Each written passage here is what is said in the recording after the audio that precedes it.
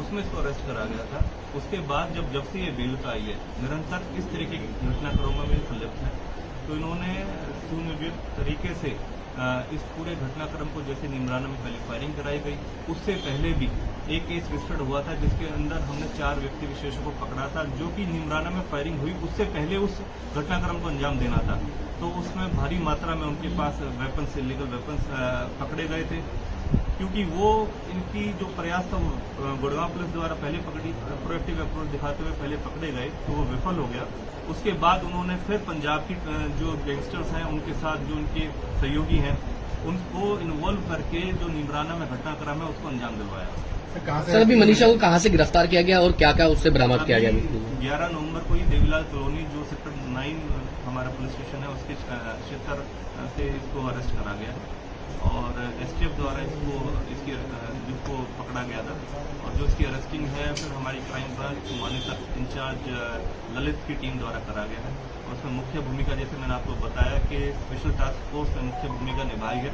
और आमतौर पर जो हमारे निरंतर हमारे संपर्क सूत्र हैं, जैसे कि राजस्थान में भी इस तरह की घटनाक्रम बढ़ रही हैं, तो राजस्थान पुलिस जो जयपुर रेंज की आईजी साहब की टीम है, उसमें सचिन शर्मा की मुख्य भूमिका हमारे साथ निरंतर जो डिटेल्स शेयर करते रहे हैं। हमारे जो ललित इंचार्ज हैं निरंतर इस गैंग के ऊपर काम कर रहे हैं।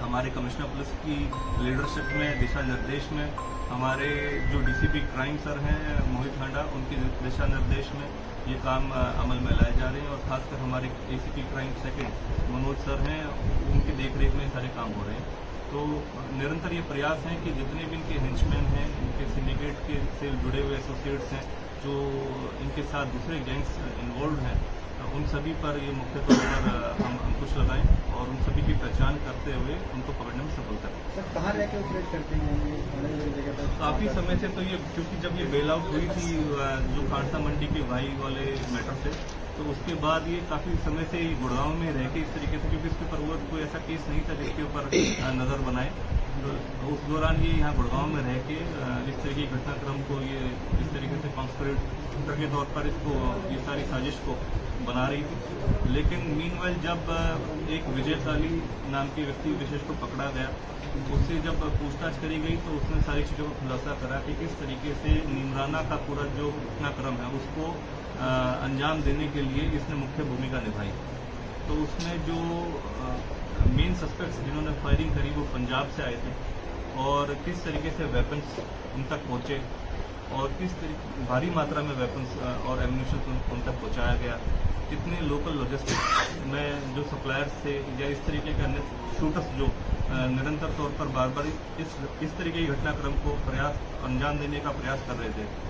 तो उन सभी को अगर एज ए होल देखा जाए तो पता चलता है कि मनीषा एक मुख्य धारा में जो कौशल गैंग को ऑपरेट करने की और रिवाइव करने की कोशिश कर रही है, और जिस संबंध में जो अब ये इसको अरेस्ट करा गया है और आगामी कार्रवाई अमल में लाई जाएगी। सर, कौशल से ही मतलब जब ये जेल में मिलने जाती थी तो कौशल से ही इसको डायरेक्शन मिलती थी?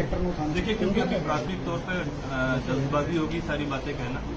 अभी हमने इसको 1 हफ्ते के पुलिस रिमांड पे लिया है, 6 दिन के पुलिस रिमांड पे लिया है, और उस दौरान हम गहनता से इस बारे में पूछताछ करेंगे कि किस प्रकार से कौशल या अन्य व्यक्ति विशेष इस घटनाक्रम के बारे में इसको जानकारी देते थे और किसकी मदद से ये सारी सिंडिकेट को रन कर रही थी, इस नेक्सस को रन कर रही थी। और जिस तरीके से मैंने आपको बताया, ये जो इंटरनेशनल गैंग एक डेवलप होता चला गया है इनका, उसको हम बस करने पे जो हमारी एसटीएफ है अहम भूमिका निभा रही है। और जल्द से जल्द जितने भी हेंचमैन हैं इनके, जितने भी एसोसिएट्स हैं, उनको पकड़ने में हम निरंतर अपना प्रयास कर रहे हैं। जो व्यक्ति विशेष किसी भी माध्यम से इनको किसी भी प्रकार से अगर सपोर्ट कर रहा है तो उसको जरूर हम पकड़ने की कोशिश करेंगे और जल्द से जल्द नियमानुसार कार्रवाई मांगेंगे।